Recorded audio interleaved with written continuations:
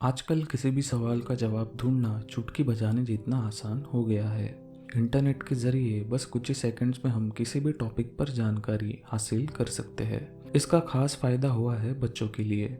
उनके curious mind यानी जिज्ञासु दिमाग में आने वाले अलग अलग सवालों के जवाब इंटरनेट पर बड़ी आसानी से मिल जाते हैं। लेकिन 20-25 साल पहले हालात कुछ अलग थे, क्योंकि ना ही तभी स्मार्टफोन्स थे और इंटरनेट भी आम लोगों के पहुंच से बाहर था। उस समय अगर किसी बच्चे के दिमाग में कोई सवाल या डाउट आता तो उसके पास केवल दो ऑप्शंस रहते थे: अपने पेरेंट्स या टीचर्स से उसका जवाब पूछना, और अगर उन्हें भी मालूम ना हो तो सवाल से रिलेटेड टॉपिक पर अलग अलग किताबें खोजकर पढ़ना, तब तक जब तक जवाब ना मिले। आज की कहानी भी उस दौर के एक लड़के की है जिसका नाम था डेविड हैन। आज लोग उसे रेडियो एक्टिव बॉय स्काउट इस नाम से भी जानते हैं। डेविड का जन्म 30 अक्टूबर 1976 में अमेरिका के मिशिगन स्टेट के रॉयल ओक शहर में हुआ था। डेविड के बचपन में ही उसके माता पिता का डिवोर्स हो गया था। डिवोर्स के बाद वो अपनी माँ के साथ रहने लगा। डेविड की पूरी जिम्मेदारी उसके अकेले माँ पर आ गई थी। उनके माली हालात भी कुछ खास अच्छे नहीं थे, जैसे तैसे उनका गुजारा होता था। लेकिन इस मुश्किल समय में डेविड के माँ के माता पिता यानी डेविड के नाना नानी का सपोर्ट उन्हें मिला। डेविड के नाना ने डेविड और उसके माँ के लिए एक अलग से घर लेके दिया जहाँ वो दोनों रहने लगे। इसी घर के बेसमेंट में डेविड ने अपनी एक छोटी सी लेबोरेटरी भी बनाई थी जहाँ पर वो छोटे मोटे साइंस के एक्सपेरिमेंट्स को अंजाम देता था। बचपन से ही डेविड कम बोलने वाला, शांत स्वभाव का, खुद के दुनिया में मस्त रहने वाला लड़का था। वो बचपन से ही अलग अलग केमिकल्स और केमिकल रिएक्शंस के बारे में कुछ ज़्यादा ही जिज्ञासु था। केमिस्ट्री में डेविड का बढ़ता इंटरेस्ट देखकर उसके नाना ने उसे golden book of chemistry experiments ये किताब गिफ्ट कर दी। डेविड को यह किताब बहुत ही ज़्यादा पसंद आ गई। बुक में लिखे अलग अलग एक्सपेरिमेंट्स डेविड घर पर ट्राई करने लगा। अब नए नए एक्सपेरिमेंट्स के बारे में पढ़ना और उन्हें घर पर ट्राई करना डेविड की हॉबी बन गई थी। डेविड की माँ ने भी इस हॉबी के लिए डेविड को कभी टोका नहीं। जितना हो सके उतना वो डेविड को सपोर्ट करती थी। लेकिन डेविड की ये हॉबी कुछ ज़्यादा ही महंगी थी। नए नए एक्सपेरिमेंट्स करने के लिए उसे अलग अलग किताबें, उपकरण, केमिकल्स और भी बहुत सारी चीज़ों की ज़रूरत पड़ती थी। इसमें खर्चा भी बहुत होता था। इसलिए थोड़े बड़े होने के बाद न्यूज़पेपर्स बेचकर और फास्ट फूड रेस्टोरेंट्स में काम करके डेविड अपना खर्चा उठाने लगा। फ्री टाइम में नए नए एक्सपेरिमेंट्स ट्राई करना डेविड का शौक बन गया था। कभी कभी उसके लैब से छोटे बड़े धमाकों की आवाज़ें आती थी, लेकिन उसकी माँ इन्हें नज़रअंदाज करती थी। आर्टिफिशियल टैनिंग के एक्सपेरिमेंट के दौरान कैंथाजैंथिन के ओवरडोज की वजह से उसका पूरा चेहरा लाल हुआ था। कई दिन लगे थे उसे ठीक होने, लेकिन फिर भी डेविड ने एक्सपेरिमेंट्स करना नहीं छोड़ा। फिर एक दिन किसी एक्सपेरिमेंट के दौरान पटाखों में इस्तेमाल होने वाली मैग्नीशियम पाउडर को आग लग गई और आग उसके घर के पूरे बेसमेंट में फैल गई। इस हादसे में घर का भी बहुत ज़्यादा नुकसान हुआ और डेविड भी बुरी तरह घायल हो गया। उसे इलाज के लिए हॉस्पिटल में भर्ती करने की नौबत आ गई थी। इस हादसे के बाद डेविड की माँ ने घर के पिछवाड़े का स्टोर रूम डेविड को एक्सपेरिमेंट्स करने के लिए दे दिया। साथ ही उसे चेतावनी दी कि घर के अंदर दोबारा कोई एक्सपेरिमेंट नहीं होगा। जो भी एक्सपेरिमेंट्स करने हैं वो बस उस स्टोर रूम में ही होंगे।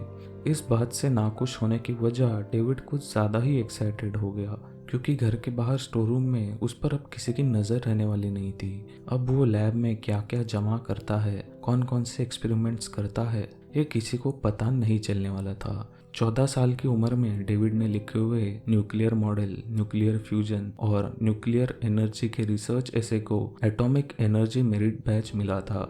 इस बात से डेविड इंस्पायर हुआ और उसने सोचा क्या होगा अगर मैं खुद का एक असली वाला न्यूक्लियर रिएक्टर बना दूं। वैसे भी उसके स्टोर रूम वाले लैब में उस पर ध्यान देने वाला कोई भी नहीं था।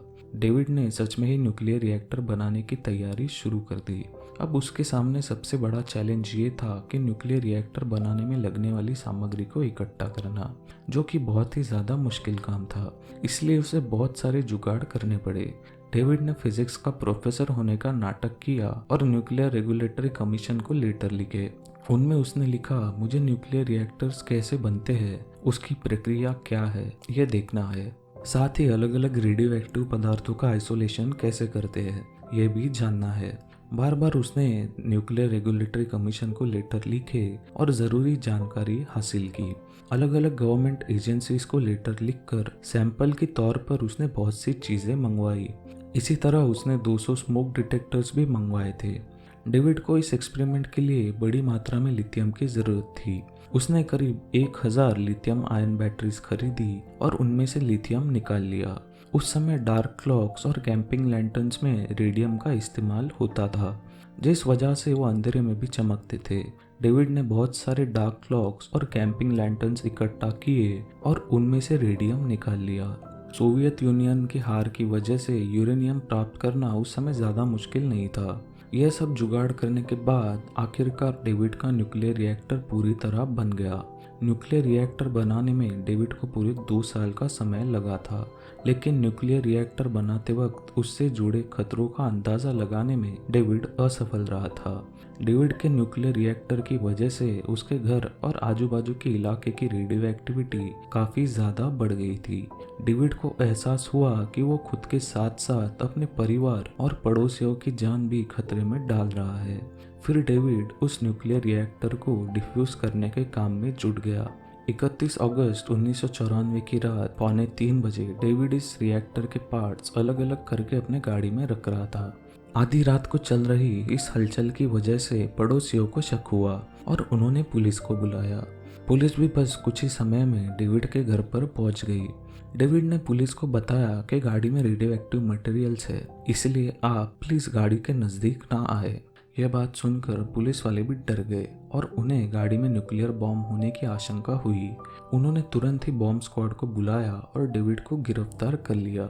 डेविड के घर और आजू बाजू के इलाके से रेडियो एक्टिव मटेरियल्स और उसके असर को मिटाने के लिए पूरे 2 महीनों का समय लगा था और इन 2 महीनों के दौरान उस इलाके में आम लोगों के घूमने पर पाबंदी लगाई गई थी।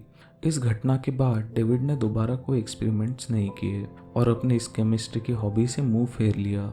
रेडियो एक्टिव मटेरियल्स की रेडियो एक्टिविटी का डेविड के ऊपर कुछ असर हुआ है या नहीं, ये देखने के लिए न्यूक्लियर रेगुलेटरी कमीशन ने डेविड को कुछ मेडिकल टेस्ट कराने के लिए बुलाया, लेकिन इन टेस्ट के लिए डेविड ने साफ इनकार कर दिया।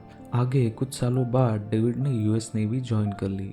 इस बात से यह साबित होता है कि रेडियो एक्टिविटी का डेविड की बॉडी पर कुछ असर नहीं हुआ था, क्योंकि अगर डेविड के बॉडी पर कुछ असर हुआ होता तो वो नेवी के मुश्किल फिजिकल टेस्ट पास नहीं कर पाता। 26 सितंबर 2016 के दिन 39 साल की उम्र में डेविड की मौत हो गई और उसके मौत का कारण उसने किया हुआ कोई खतरनाक एक्सपेरिमेंट नहीं था, बल्कि जहरीली शराब पीने की वजह से उसकी मौत हुई थी। तो ये थी न्यूक्लियर बॉय स्काउट डेविड हैन की कहानी। अगर आपको जानकारी अच्छी लगी होगी तो वीडियो को लाइक और शेयर ज़रूर कीजिए।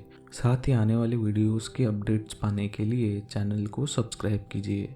Thank you for watching.